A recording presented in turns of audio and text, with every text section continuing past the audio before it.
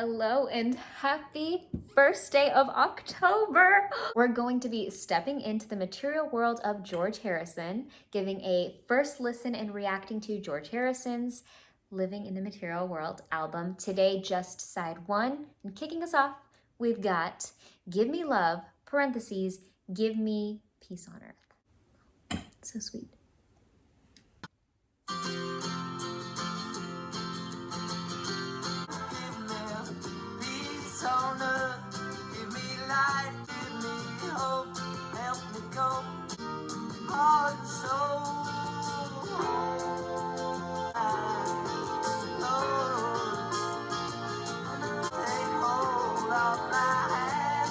So many exciting, soothing factors going on at the same time.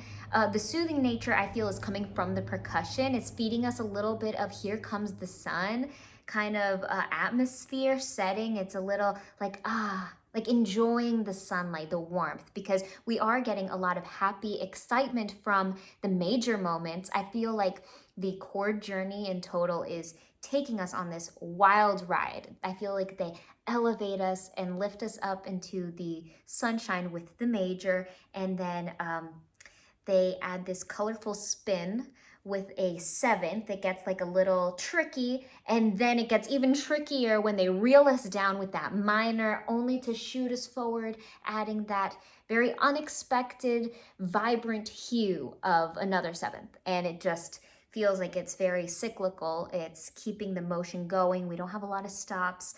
And at the same time, even though it feels like there's no time to catch a breath, feels like we're not winded. Even though I am giving that explanation.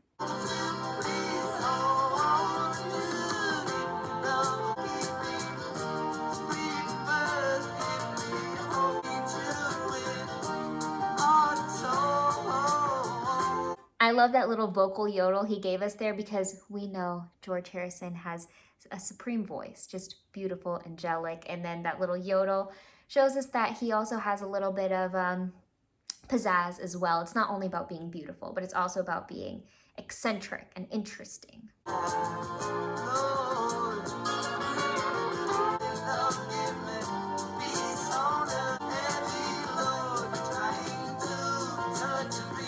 So one of the most dissonant moments, or the most hair-raising, spine-tingling moments, is that minor and the way that it is delivered.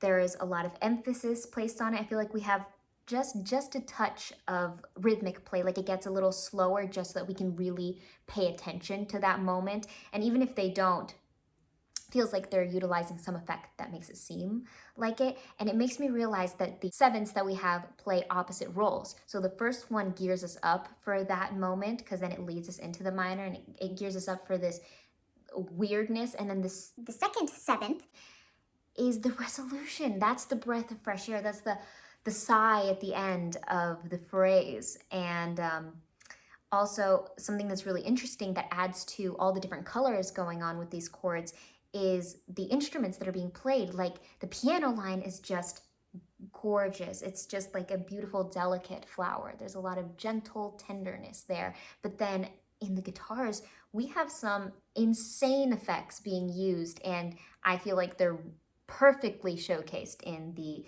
more gripping chords.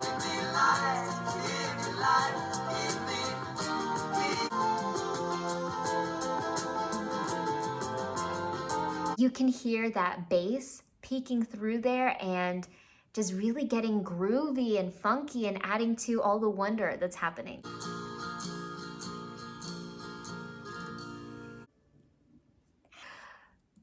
What a way to jump back into the pool of music and repertoire of George Harrison. I'm so stoked that we're here right now. At number 2, we've got Sue Me, Sue You, Blues. So funny. It sounds like screw you. And it all rhymes. Sue me, sue you, blues. Hit me with your best shot, George Harrison.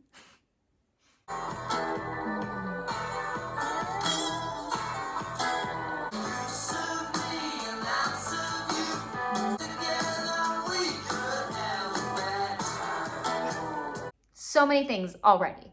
Like the fact that there's this feisty nature right out the gate, even before the vocal kicks in, right? The way that the instruments are being played, there's a heaviness, there's a bluesiness, and there's a little bit of some glimmer of hope. And I think that that's the ironic tongue-in-cheek part of this song. I can already tell there's a bit of some double entendre, like the first line, like I'll serve you, like serve me and I'll serve you, which could be interpreted like, oh, being of service to someone, or serve you like you've just been served.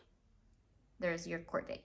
And yeah, that's really funny how he ends it on, we'll all have a bad time, because of course, yeah, it's just opening a doorway of chaos and pretty much just the underworld, right? All that stuff. And we have this thick reverb being placed on all the instruments and especially the voice. Feels like the mixing is pushing the voice way back. There's heavy echo and kind of a little bit of some distortion, and that's adding to that feisty nature of this song. And yeah, it's very angry and major at the same time.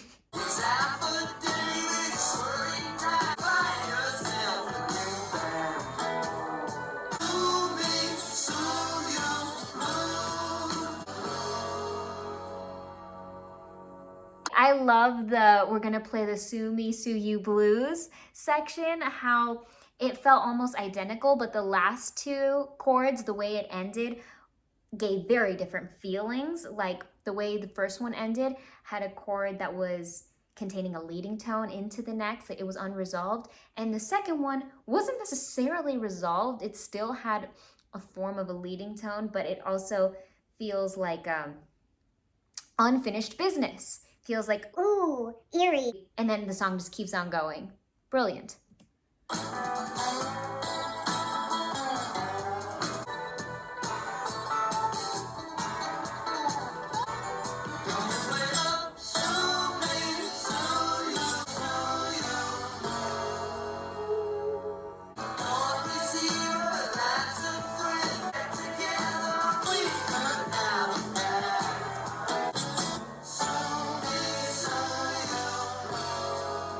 I love the way that that second phrase ends. It gives this out of reach, out of hand feeling, almost like a sharp or like a train whistle, like, you know, something that's just out of reach above the chord, just too far away.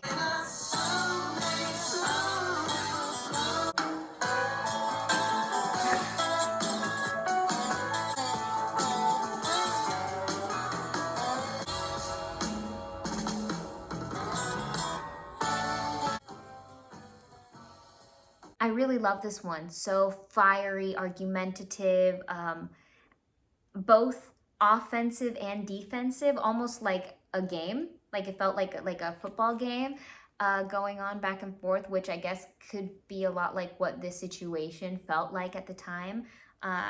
Some of the lyrics in there were indicating some of the drama going on. One of the lyrics that stands out to me right now is when he talked about find yourself a new band, something like that, like spilling some hot tea on what was all going on with all of our beloved Beatles, and how sad, I guess, it made the whole world to see people that, you know, you loved so much at odds. I really love the timbre of the guitars. It felt very like, this might not make sense, but coily, like metallic. I don't know if that makes sense, but like metallic strings, and at the same time very acoustic, a little westerny. And I especially love how they manipulated and played with the time and rhythm on the Sue Me, Sue You blues section, and the way that they did that intermingling and intertwining that really flavorful guitar with the percussion, the way that they kind of bounced off of one another. It felt like a ball going back and forth, and whenever they would hit each other, there would be pauses and stops, and just reeling us in as audience members, like what's going on next, what's all happening. Like it's part of the fight, and it's part of the buildup, and it's juicy. And the fact that it just kind of trails off and gives that feeling of going on forever could also be very intentional, giving us a little glimpse into what that was like at the moment, like just monotonous. Here we've got number 3, which is the light that has lighted the world.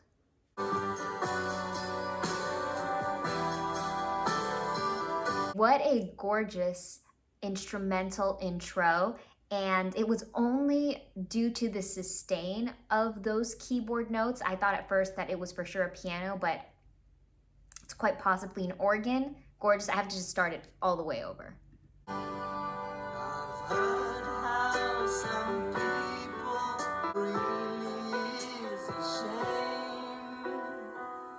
So there's definitely some piano also going on there, and the way it's intermingling with all of the instruments and the way that the sustained notes, the pitches clash on the new ones that are coming up is just so melodic and beautiful and just like quicksand, just pulling us in further and further, faster and faster.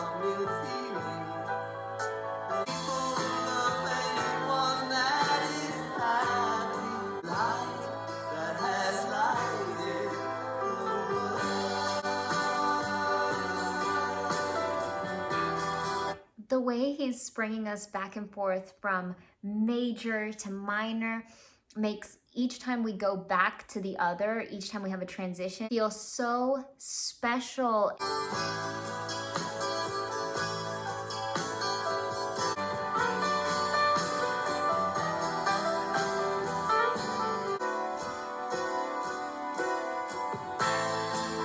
That little dun dun dun dun dun dun has this very familiar bitter taste of dissonance that we hear on the songs like dun, dun, dun, dun, dun, dun. Dream on, right? Yeah, it kind of gives me that same feeling like we're about to burst.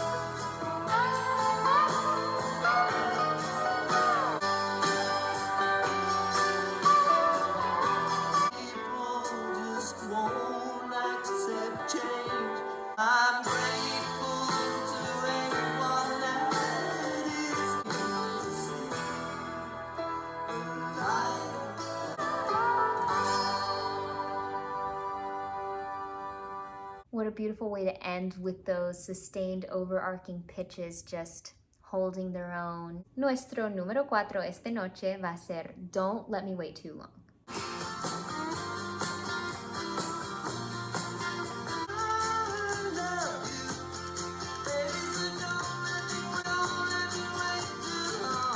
With that insane intro, I was so happy and satisfied that he pulled the sun back around and gave us this beautiful major moment, and he's incorporating this really fun kind of woodeny, or it kind of has this similar sound percussive element that just gives me so much life. Gave us that really beautiful resolve at the end of the phrase, so satisfying.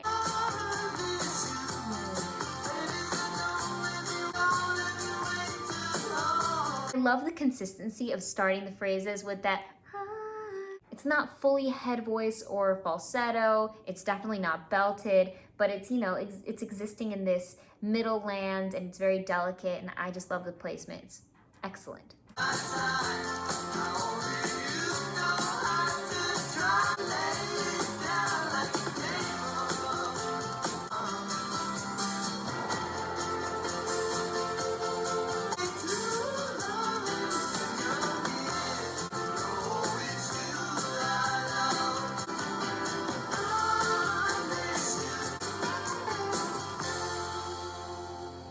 I think the challenge and struggle in this side is going to be not absolutely falling head over heels in love with each and every song. And I don't think I'm going to rise up to the occasion. I think I'm going to fail. I'm going to fall in love with each and every single one, because so far I have.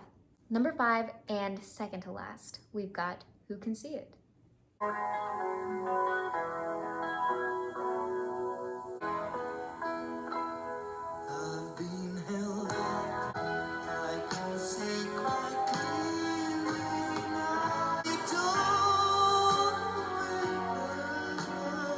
He gave us a little familiar taste of that pinch that only the diminished chord can give us. And we already went over diminished chords, but in case you weren't here that day, here's a brief on the diminished chord. 3 notes, and each of them are set apart by a minor third.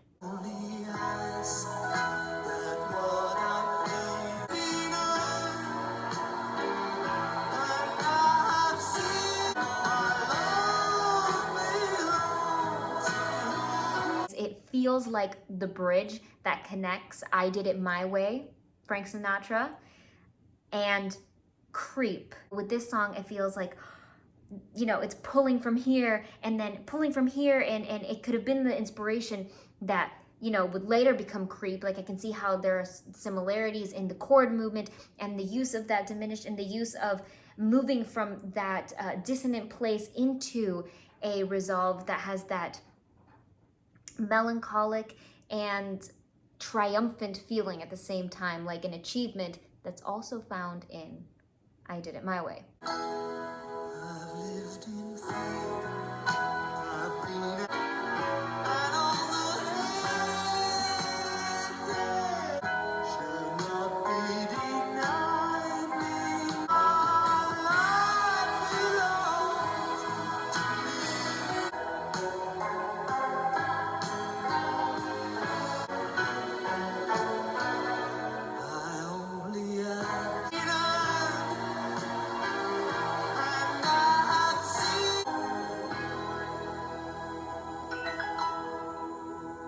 Wow.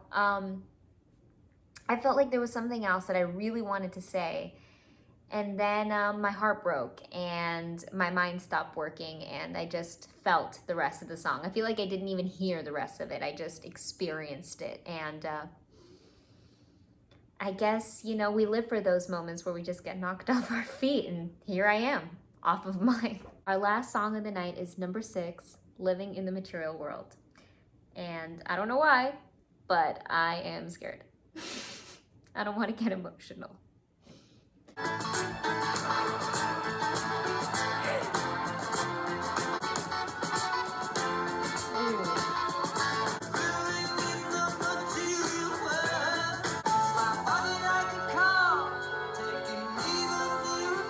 love the thing that's guiding that transition is, I believe, an organ or a keyboard that has that sustained nature that's very, very pleasant. At least to me, it's one of my favorite things.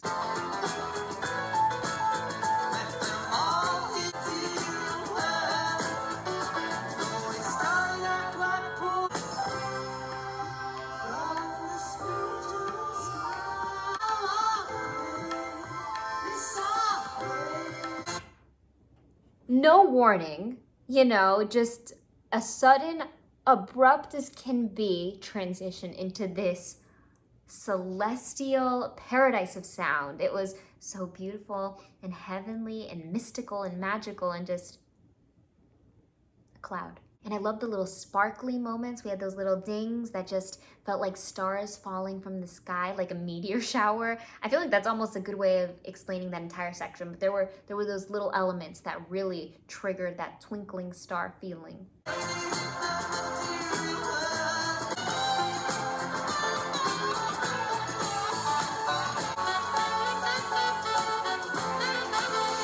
Ooh.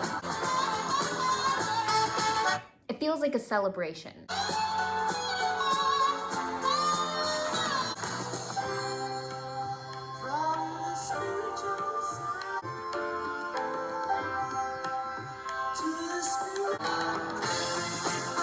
The bravery of going from that vivid, wild, eccentric saxophone solo that just gave me so much life. I lived for that. And going back into that secret Garden, magical, heavenly garden. On paper, I feel like it wouldn't work, but it was just executed flawlessly. I feel like those two worlds shouldn't go together as well as they do. Like, that isn't the puzzle piece that fits, but it does.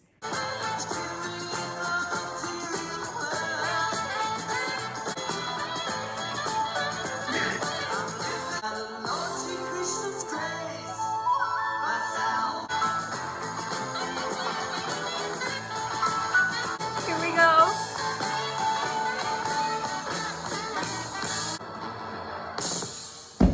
What more could you want in life? What more could you want from an album, from a side? I'm so glad that this is where we are. We're here, and we just listened to that, and I'm a little bit still hung up on that little interruption of the flute, and then ending with that big band ending. Just so much confidence and so much radiance.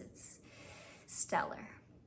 Thank you guys so much for coming along with me on this crazy journey. I hope that it was something a little unexpected, jumping back into George Harrison, and I hope you enjoyed it as much as I did and are as excited and thrilled about getting to side 2 whenever we do, because I don't really know what we've got coming up next. Actually, I do know, but I kind of want to keep you guys on your toes. I don't want to give too much away. I want to keep it fun, and I want to keep it moving. And thank you guys for allowing this to be so wonderful and thrilling. And big love and so much thanks and gratitude to our Super Thanks heroes this week. Thank you very much to Sweetish Jeff and Richard Olsen. Here's a little something for you that I hope you find fun.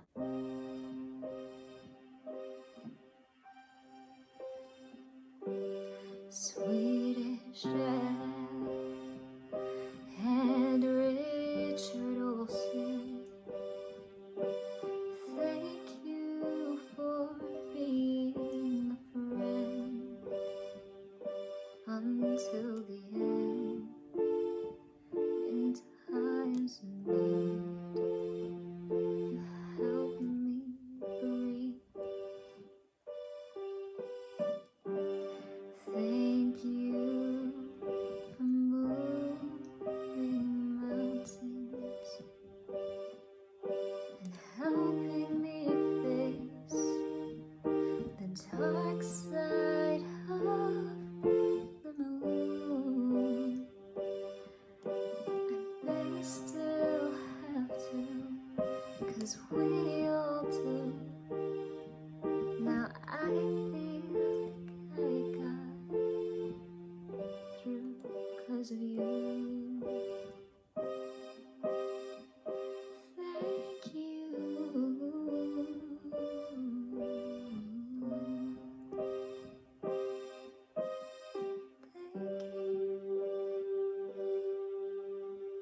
Thank you guys so much. You mean the absolute world to me, and I'll see you very soon. Until then, stay hydrated, do something that fills your soul with light and life. For me, it's gonna be diving headfirst into this season. I'm so excited. I love fall. And most importantly, take it easy.